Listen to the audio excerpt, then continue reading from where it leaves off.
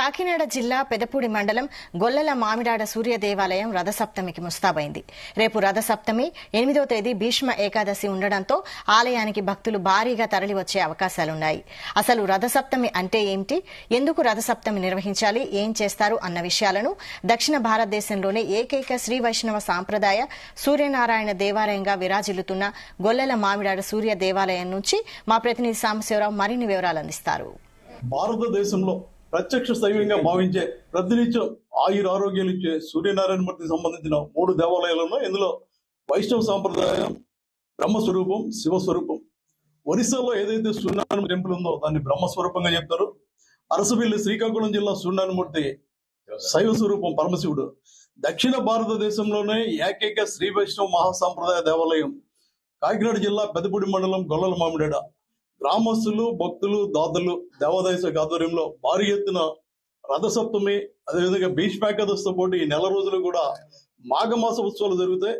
కనిపించే దైవమైన సూర్యనారాయణమూర్తికి మాఘమాసం ప్రీతికరం అయితే మాఘమాసంలో వచ్చే ఆదివారం మరింత ప్రీతికరం. ప్రస్తుతం మనం శ్రీ వైష్ణవ సాంప్రదాయ సూర్యనారాయణమూర్తి ఆలయంలోనూ అర్చకులు ఈవో మనతో ఉన్నారు. సార్, సూర్యనారాయణమూర్తి ఉషా ఛాయ సతీమణుల వేడికి దగ్గరికి వెళ్ళగా ఛాయ ప్రజ్ఞాన్ని చేశారంటారు. కాబట్టి మనం ఉషా ఛాయ పద్మిని సౌజ్ఞ సమేత సూర్యనారాయణమూర్తి. ఇక్కడ ఈ దేవాలయం మనకి 1902 జూన్ 9లో అయింది. ఇక్కడ మనకి యావత్తు దక్షిణ భారతదేశంలోని ఏకైక శ్రీ వైష్ణవ సాంప్రదాయ సూర్యక్షేత్రంగా ఈ ఆలయం భావిస్తోంది. నేటికి 122 సంవత్సరాలు అయింది ఈ దేవాలయం నిర్మాణమై ఈ ఆలయం నిర్మించుకోవాలి. అయితే ప్రతినిత్యం కూడా సూర్యనారాయణ స్వామిని మనం ఎలా సేవిస్తామంటే ఉదయం బ్రహ్మస్వరూపే అని మొట్టమొదటి నమస్కారం చేస్తారు. అలాగనే మాధ్యాహ్నత మహేశ్వర అని చెప్పి మాధ్యాహ్న కాలం ముందు ఈశ్వర స్వరూపంగా, సాయంకాల సదా విష్ణు అని చెప్పి సాయంకాలం ముందు విష్ణు స్వరూపంగా మనం నమస్కరిస్తూ ఉంటాం. దీనికి ప్రతీకగా సూర్యక్షేత్రాలే ఉదయం బ్రహ్మస్వరూపే అనే దానికి ప్రత్యేకంగా సూర్యక్షేత్రంగా భాషిస్తోంది మనకి ఒరిస్సాలో ఉన్నటువంటి కోణార్క్ సూర్య దేవాలయం. తర్వాత మాధ్యాహ్నత మహేశ్వర, అదే మనకి శ్రీకాకుళం జిల్లా అరసవేలిలో ఉన్నటువంటి సూర్యక్షేత్రం. సాయంకాల సదా విష్ణు అన్నదానికి మన ఈ గొల్లల మామిడాడ సూర్యక్షేత్రం మనకి ప్రసిద్ధిగాంచాయి. ఇలాగా మనకి ప్రత్యక్ష భగవానుడు తెల్లవారులేసేలే ఆకాశంలో గగన మండలంలో ఆయన దర్శన భాగ్యాన్ని ఇస్తూ ఈయన పితృదేవాత్మక స్వరూపుడుగా కూడా ఈ సూర్య భగవానుడిని కొలుస్తూ ఉంటారు.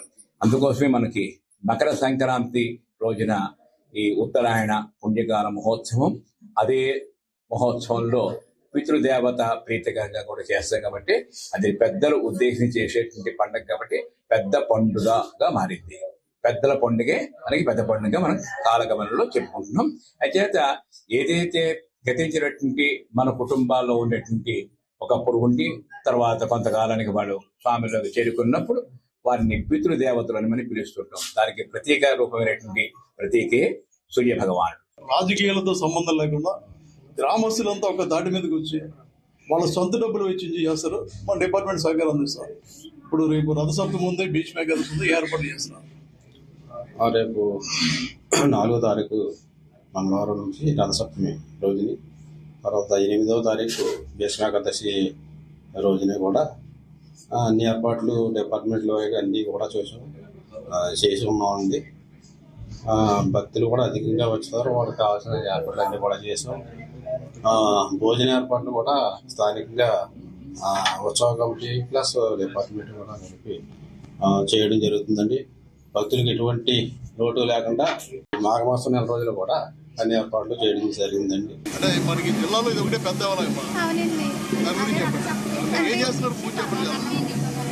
పర్వాన్నం వండుతామండి. అంటే సూర్యనారాయణమూర్తి జన్మదినం కాబట్టి పర్వాన్నం చేస్తామండి. పాల మీద అదే ఆరోగ్యానికి మంచిదండి. ఈరోజు ఆకులతో స్నానం చేసిన చిక్కడి ఆకులతో పర్వాన్నం వండితే అండి మంచిదండి సూర్యనారాయణమూర్తికి. అందుకని రథసప్తమి చేసుకోవాలండి. రథసప్తమి పొంగలి మేము ఇక్కడే వండుతామండి. చెరుగు, రేగు పళ్ళు రసాలతో స్వామివారికి ప్రసాదం నైవేద్యాలు సమర్పిస్తామండి.